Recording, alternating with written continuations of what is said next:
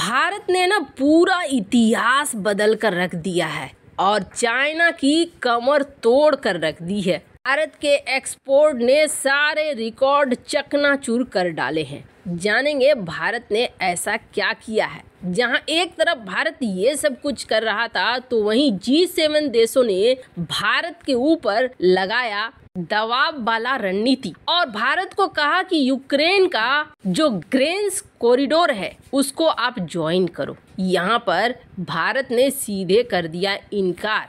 जानेंगे जियोपॉलिटिक्स में क्या कुछ चल रहा है। आइए जानते हैं इन खबरों को विस्तार से। चाइना के तबाही के दिन शुरू कर दिए हैं भारत ने और सबसे बड़ी बात यह है ना, भारत ने सारे रिकॉर्ड चकनाचूर कर दिए हैं और वो भी किस मामले में? स्मार्टफोन एक्सपोर्ट के मामले में। स्मार्टफोन एक ऐसा सेक्टर था जिस सेक्टर पर चाइना का कब्जा था और चाइना का ये कब्जा काफी लंबे समय से बरकरार था। चाइना के बगैर ये सोचना कि स्मार्टफोन की इंडस्ट्री में कोई और आगे निकल जाएगा ये एकदम से नामुमकिन था, लेकिन इस नामुमकिन को भारत ने मुमकिन बना दिया है। फाइनेंशियल ईयर 2023 भारत का मोबाइल एक्सपोर्ट 82,000 करोड़ रुपए को टच कर रहा है।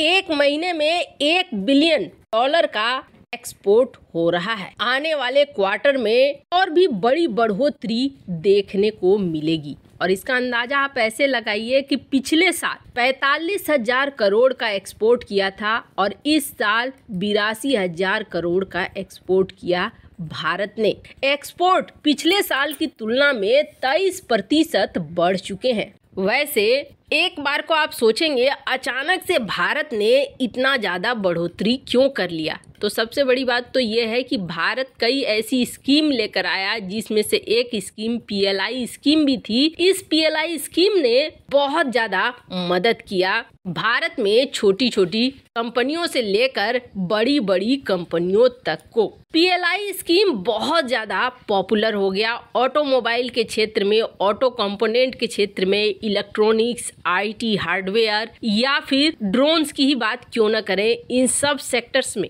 यहाँ तक कि सिर्फ यही नहीं बल्कि एप्पल को भी भारतीय PLI स्कीम मदद कर रही है और बहुत जल्द माना जा रहा है कि भारत से भी आईफोन एक्सपोर्ट करीब 0.5 बिलियन को पार कर जाएगा। आईफोन के बाद अब भारत आईपैड बनाना चाह रहा है और इस दिशा में भारत काम भी कर रहा है। जैसा कि हम लोग देख रहे हैं फॉक्सकॉन ने अपनी सर्विस का यहाँ पर विस्तार करना शुरू कर दिया है। फॉक्सकॉन ने 60,000 एम्प्लॉइज को तमिलनाडु में हायर करने के लिए हॉस्टल्स भी बनाने शुरू कर दिए हैं। यानी भारत की ये स्कीम और भारत का जो एक्सपोर्ट है अभी और भी ज्यादा आगे बढ़ेगा। वैसे आपको बता दें ओप्पो, वीवो, शाओमी अब ये वो कंपनियां हैं, चाइनीज कंपनियां जो चाह रही हैं कि भारत में शिफ्ट हो जाएं और यहाँ से अपने मोबाइल वगैरह को बनाएं और दुनिया भर में बेचें। भारत के लिए भी यहाँ नौकरियां क्रिएट हो ताकि भारत इस मामले में जो रोक लगा रहा है ओप्पो के ऊपर, वीवो के ऊपर, शाओमी के ऊपर कई चीजों पर रोक लगी हुई है, वो रोक भी हट पाए। शाओमी से लेकर ओप्पो, वीवो इन सारे ने अब गर्माहट महसूस करनी शुरू कर दी है जब से भारत सरकार ने नकेल कसनी शुरू कर दी है और इन सब का परिणाम अब देखने को मिल रहा है कि भारतीय एक्सपोर्ट काफी तेजी से आगे बढ़ रहा है। स्मार्टफोन जिस पे कब्जा था चाइना का, वो कब्जा अब छूटता जा रहा है और उस कब्जा के छूटने के बाद भारत ही उसमें आगे बढ़कर निकल रहा है।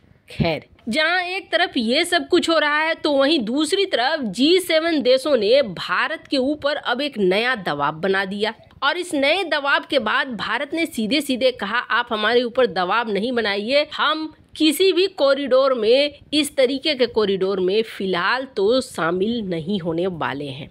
अब मामला क्या था? मामला ये था जैसा कि दुनिया देख रही है, यूक्रेन में सबसे ज्यादा गेहूं होता था। यूक्रेन को कहा जाता था ब्रेड बास्केट, रोटी की टोकरी, यहीं से रोटी दुनिया भर में सप्लाई होती थी।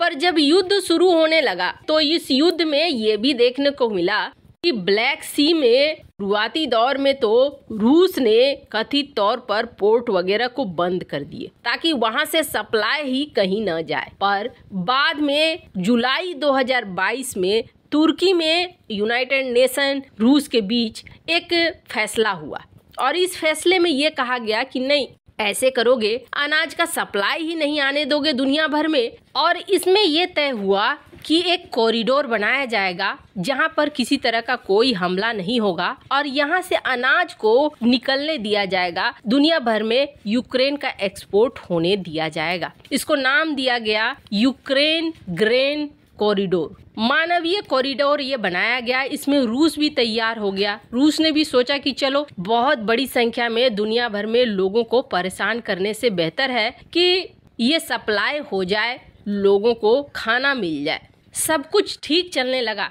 9.8 मिलियन टन ग्रेन्स अब यहाँ से निकलने भी लगे। लेकिन क्या हुआ कि अचानक से ब्लैक सी में रूसी जहाज आता है और रूसी जहाज को यूक्रेन के ड्रोन निशाना बना लेते हैं। अब इसके बाद रूस गुस्से में आ जाता है और रूस का ये कहना है कि हमने ये कॉरिडोर बनाया था इसलिए कि यहाँ से अनाज जा सके। हमारे जहाज पर जो इस तरीके का हमला हुआ, ये हमला तो गलत है, तो ऐसे में ये डील भी हम बंद कर देते हैं। अब इस डील से कोई फायदा नहीं है, ये कॉरिडोर बनाने से कोई फायदा नहीं है। रूस के ऐसा करने के बाद एक बार फिर से गेहूं के दाम बहुत तेजी से बढ़ने लगे और इस ब्लैक सी डील के टूटने के बाद स्थिति और खराब होने लगी। हालांकि इस चीज को लेकर भारत ने भी यूएन में कहा कि नहीं, ये चीज नहीं टूटनी चाहिए, ये कॉरिडोर बने रहना चाहिए। पर अब G7 देशों ने कहा कि चलो हम एक समझौता करते हैं जो यूक्रेन ग्रेन कॉरिडोर के नाम पर हो, जिस पर दुनिया भर के देश गेहूं की सप्लाई दुनिया को करते रहें, जो देश उपजाते हैं गेहूं।